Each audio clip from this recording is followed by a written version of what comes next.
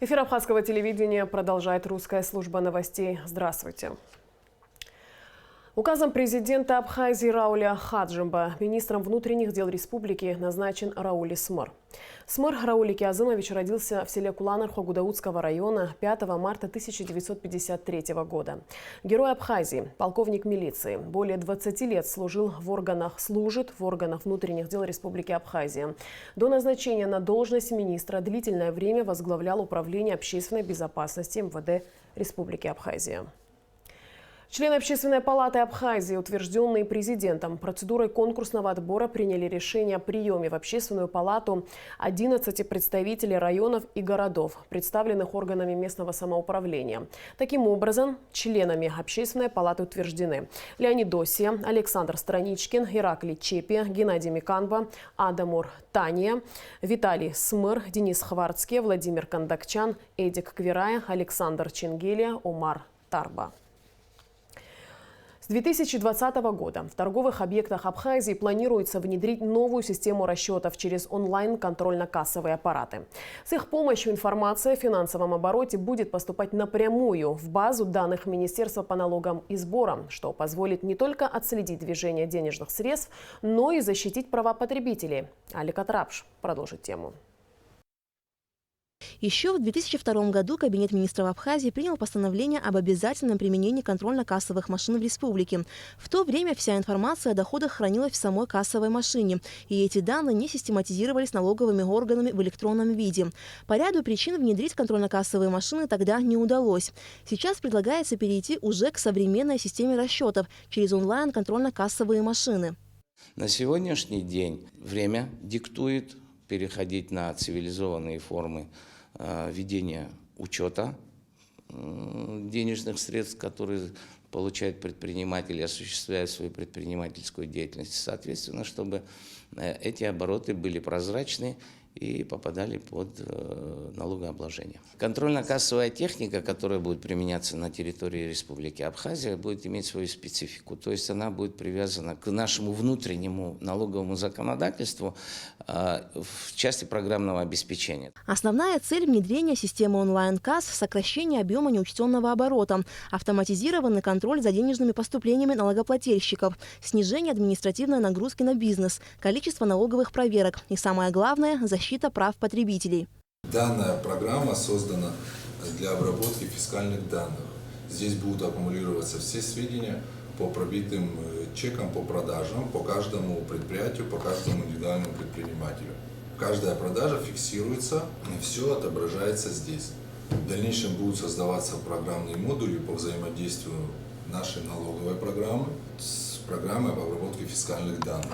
Онлайн-кассы будут установлены на объектах торговли, которые подпадают под общий режим налогообложения.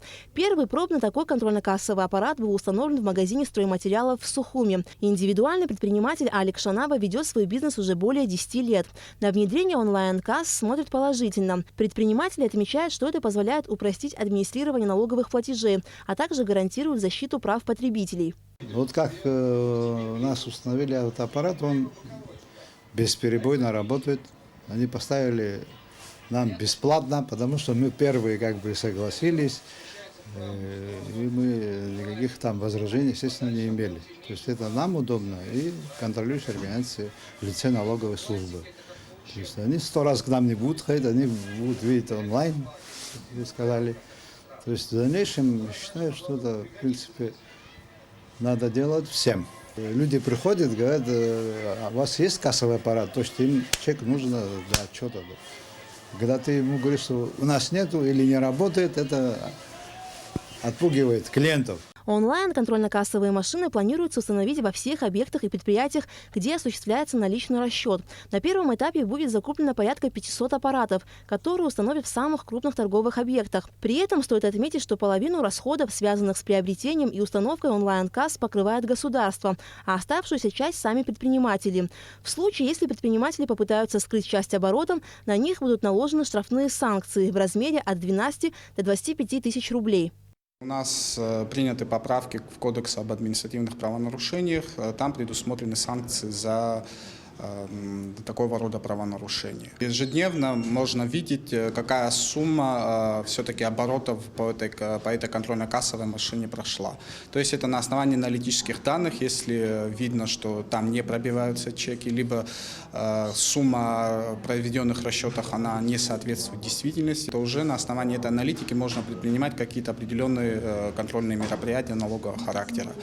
И уже на основании этих данных можно делать выводы о том, применяются ли кассовые машины в нужном порядке или нет. Таким образом, наличие кассовых аппаратов на всех торговых объектах должно стать обязательным. Ведь в этом случае можно не только отследить движение денежных средств, но и защитить права потребителей, так как при наличии товарного чека можно подтвердить приобретение товара у конкретного продавца и предъявить претензии к недоброкачественной продукции. Алика Трапш, Томас Чиковани, Абхазское телевидение. Абхазо-австрийским обществом создана комиссия по поддержке международных контактов Республики Абхазия. Комиссию возглавляет Генеральный комитет Абхазо-австрийского общества, основной целью деятельности которого является содействие диалогу между Абхазией и Австрией в области культурного и гуманитарного сотрудничества, а также развития международных контактов Абхазии. В настоящее время в состав комиссии входят 10 членов из Австрии, Германии, Доминиканской республики, Франции и других стран. Абхазо-австрийское общество было создано 11 октября 2019 года официальными структурами Австрийской республики. Россия согласовала объемы беспошлинных поставок нефти и нефтепродуктов в Абхазию на 2020 год. Об этом сообщает агентство нефтегазовой информации со ссылкой на пресс-службу Минэнерго Российской Федерации. Как говорится в сообщении, согласно поручению правительства Российской Федерации, Минэнерго России информирует об объемах беспошлинных поставок нефти и нефтепродуктов из Российской Федерации, согласованных в рамках индикативных балансов и протоколов на 2020 год. Так, беспошлинный объем поставок в Абхазию бензина с октоновым числом менее 95 составит 46 тысяч тонн. Бензина с октоновым числом 95 или более, но менее 98 – 13 тысяч тонн. Дизельного топлива – 20 тысяч тонн, нефтяного битума – 7 тысяч тонн. АГУ и Чеченский государственный педагогический университет подписали договор о сотрудничестве. На его базе планируется создание Центра открытого образования на русском языке, а также реализация различных образовательных проектов и просветительских мероприятий. Подробности в репортаже Амелии Бисмарк. Для подписания договора о сотрудничестве в страну приехал исполняющий обязанности ректора Чеченского государственного педагогического университета Хош Ахмед Халадов. Олег Огварами обратился к коллегам с приветственным словом. Ректор подчеркнул, что планируемый проект по развитию русского языка – прекрасная площадка для взаимодействия двух вузов. Сегодня будем рассматривать очень хороший проект. И то, что вы, братья наши, предлагаете, через прохождение конкурса на предмет получения гранта о создании Центра русского языка, через представительство Россотрудничества, вот руководитель, который предложил этот центр организовать именно в университете. Национальном университете. Это все правильно. Ректор АГУ отметил, что в отличие от абхазского языка, угрозы для сохранения и развития русского в республике нет. Тем не менее, все же актуален вопрос совершенствования и повышения уровня грамотного владения им. Не все национальности в России могут с нами конкурировать по знанию русского языка, ее грамматики и так далее. Значит, может быть, есть островок, называемый Гальский район, где вот эти позиции, значит, особенно после окончания войны, несколько утрачены. Чеченский государственный педагогический университет обладает значительным потенциалом в сфере преподавательского корпуса и методических наработок, отметил руководитель представительства Россотрудничества в Абхазии Вадим Чеха. В российском северо-кавказском регионе и сотрудничество его с Абхазией. Эти все межрегиональные связи имеют очень давнюю историю, большое наполнение и большие перспективы. И в этом смысле, конечно, нам представительство Россотрудничества отрадно и так сказать, мы воспринимаем это как очень положительную сторону российско-абхазского взаимодействия, то, что именно Чеченский государственный педагогический университет приехал на территорию республики с целью взаимодействия, в том числе взаимодействия в сфере русского языка. Несомненно, сотрудничество будет полезным для развития двух вузов, но кроме того, это отличный повод укрепления дружественных отношений между чеченским и абхазским народами, сказал в разговоре с коллегами Хож Ахмед Халадов. Мне очень приятно, что русский язык стал поводом, чтобы я сюда приехал и с вами подружился.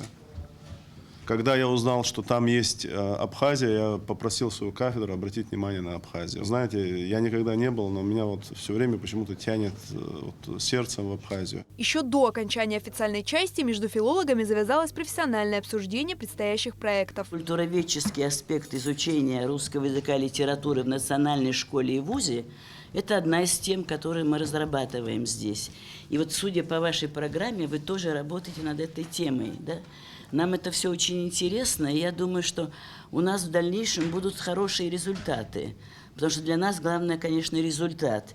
И потом вот два родственных кавказских народа, наш диалог может быть только через русскую культуру, выходить на диалог мы можем и через русский язык. И это очень приятно, это тоже дает какие-то перспективы нам для развития. После оживленной беседы в дружественной обстановке руководители вузов подписали договор о сотрудничестве. Амилия Бисмарк, Степан Мартиросян, Абхазское телевидение. 80 лет назад в одной из тбилисских тюрем ушла из жизни Сария Лакоба. Женщина, навсегда оставшаяся в истории Абхазии как пример преданности и мужества. Супруга видного государственного деятеля советской Абхазии Нестора Лакоба. К этой дате, 5 декабря, в Государственном русском театре драмы имени Фазилия Искандера состоится вечер памяти. В мероприятии примут участие актеры Росдрама. Репортаж Гугу Цивардания.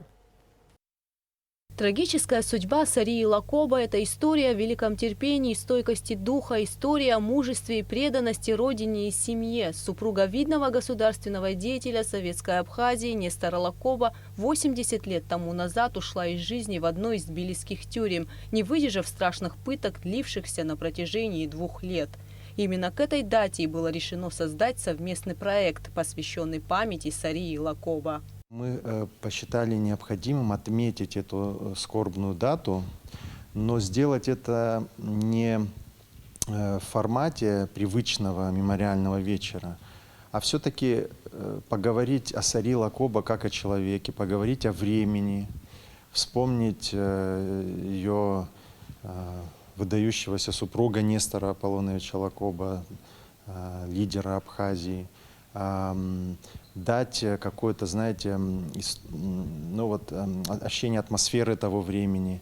В общем, сделать такой театрально-литературно-документальный вечер. Это будет необычный вечер, в нем примут участие актеры Росдрама. На сцене театра в сочетании с интереснейшими документальными материалами будут показаны самые главные моменты из жизни Сарии Лакоба. Режиссер-постановщик, заслуженный артист Республики Абхазия Джамбул Жардания. Пока занимался этим материалом, а это не так много времени, это, может быть, 15-20, пока я читал все материалы, пока знакомился, пока пытался понять атмосферу того времени, как она появилась, кто она такая, что из себя представлял этот человек. Понимаете, мне вот эти последние дни, ее трагическая судьба на меня лично очень сильно действует. Понимаете, я не могу понять, как это возможно настолько иметь столько силы воли. И я к тому это все говорю, что мы очень мало знаем о таких, как Сария. И ведь это правда неординарная личность. Это не потому, что она жена Лакобы, поэтому мы о ней говорим. Дело в том, что она сама по себе оказалась личностью. И ее подвиги вот в этой вот в НКВДшной тюрьме показали, что она тоже из себя представляла очень сильную личность. Поддержку в организации вечера оказывает Министерство культуры Республики и дирекция музея имени Нестора Лакоба. Многие из документальных материалов были представлены историком Станиславом Лакоба. Мероприятие, посвященное памяти Сарии Лакоба, состоится 5 декабря в Государственном русском театре драмы имени Фазилия Искандера. Начало в 19 часов. Вход свободный. Гугу Цивардания, Дэвид Анкваб, Абхазское телевидение. 10 декабря в Центральном выставочном зале откроется выставка, посвященная 80-летию Союза художников Республики Абхазия. Союз художников был создан по инициативе преподавателей Сухумского художественного училища в 1939 году. А в 1940 году была организована первая выставка абхазских художников. В 1947 году в Сухуме открылась большая выставка художников Абхазии, посвященная победе в Великой Отечественной войне, послевоенному строительству и развитию промышленности. 70-е годы прошлого столетия характеризуются бурным ростом национальных профессиональных кадров в области изобразительного искусства. Это дало возможность проводить выставки и за пределами республики. После Отечественной войны народа Абхазии абхазские художники, несмотря на сложности первых послевоенных лет, продолжали плодотворную работу. Свидетельство тому интересные и содержательные выставки за пределами Абхазии в Сочи, Краснодаре, Ростове-на-Дону, Саратове, Санкт-Петербурге, Москве, в республиках Северного Кавказа. Ежегодно Союз художников по итогам года организует выставки, где отбираются лучшие произведения по жанрам, которые поощряются специальными премиями, что заметно стимулирует творческую деятельность абхазских художников. А 22 декабря в Абхазской государственной филармонии имени Раждена Гумба состоится концерт, посвященный юбилею народной артистки Республики Абхазия, кавалера ордена Ахтзапша III степени, заслуженной артистки Республики Адыгея Майи Герзмава. И в конце выпуска о погоде. По сообщению Гидромедцентра, в Абхазии ожидается переменная облачность. Ночью и утром местами возможен туман. Иней, днем преимущественно ясная погода. Температура воздуха ночью 1 плюс 4, днем плюс 4, 9. Температура морской воды плюс 15. На этом наш выпуск завершен. Всего доброго и до встречи в эфире.